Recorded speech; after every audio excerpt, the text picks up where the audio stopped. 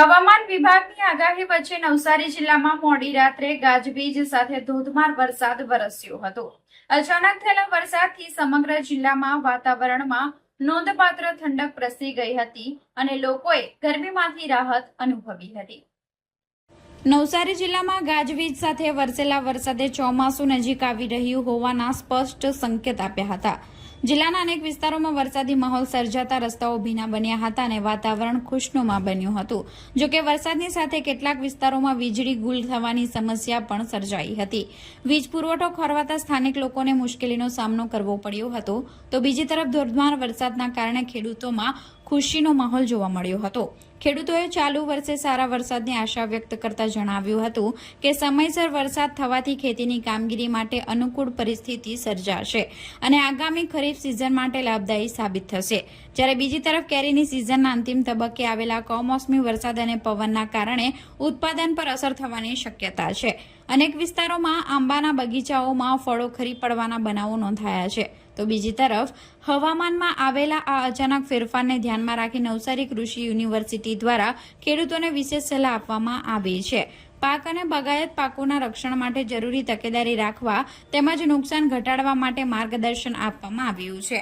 હવામાન વિભાગ દ્વારા આગામી દિવસોમાં પણ જિલ્લામાં વરસાદી માહોલ યથાવત રહેવાની શક્યતા વ્યક્ત કરવામાં આવી છે।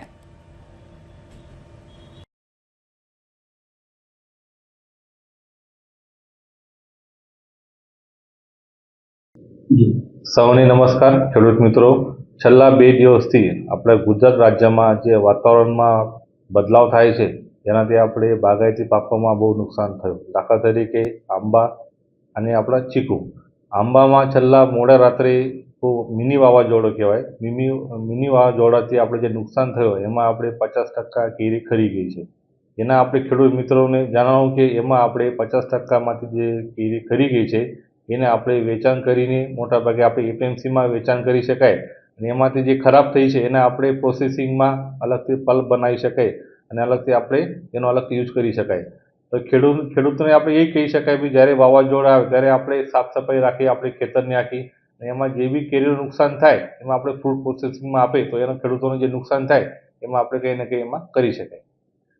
હા, મોટાભાગે વાવાઝોડાનો આપણે આગાહી આવે, દાખલા તરીકે વેધર પોસ્ટકાસ્ટમાં આપણે મેસેજ બી આવે, યુનિવર્સિટી ખાતે બી દરેક ખેડૂતોને આપણે વોટ્સઅપ માધ્યમથી બી આપણે મેસેજ આપી શકાય કે ભાઈ આપણે દાખલા તરીકે 2 દિવસમાં વાવાઝોડા આવવાનું, એમાં આપણે ખેડૂતોને કે પ્રોપર કટિંગ કરવાની, દાખલા તરીકે 2 વર્ષ પહેલાં પ્રોપર પ્રૂનિંગ કરીએ, કટિંગ કરીએ, એનાથી કેનોપી મેનેજમેન્ટ થાય અને એનાથી જે આપણે વધારે વાવાઝોડાથી નુકસાન થાય એનાથી આપણે પ્રિકોશન લઈ શકાય।